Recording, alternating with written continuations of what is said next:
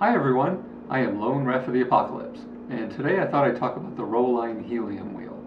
Now if you're not familiar with Roll-Line, it's an Italian company, and they're rather famous all through Europe for producing some very high-end skate plates and wheels.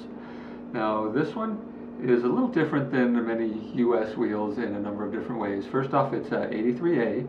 That's a little firmer than most US outdoor wheels, and it's 64 millimeters tall, so it's a little taller than most US indoor wheels and a little shorter than most US outdoor wheels. Now it has a very large hub with a very narrow profile, and it has this little cutaway here in the back.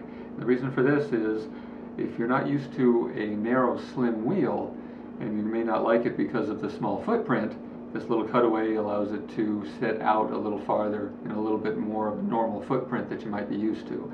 It also has a very clear urethane here. It looks yellow, but that's just because the hub is yellow.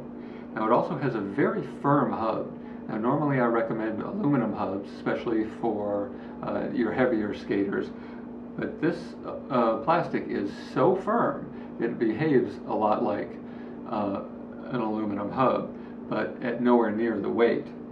Now I do recommend that if you do get these, you will need a bearing press to get your bearings into these. Do not try them by hand. The hub is so firm you will need a press. And it also comes in this cool reusable box. Now I really like this wheel. The only problem is I haven't come up with any surface or situation where I think it's absolutely perfect for. It's a little too firm for outside asphalt, and it does okay on skate parks, tennis courts, things like that. But I think it's a little too soft for that. I prefer my Atom Centuries. And as for indoor polished concrete, it does okay, but there's no grooves, so I really think a Poison might do you better. So it's really good at a lot of things, but it's not really perfect for anything, I don't think.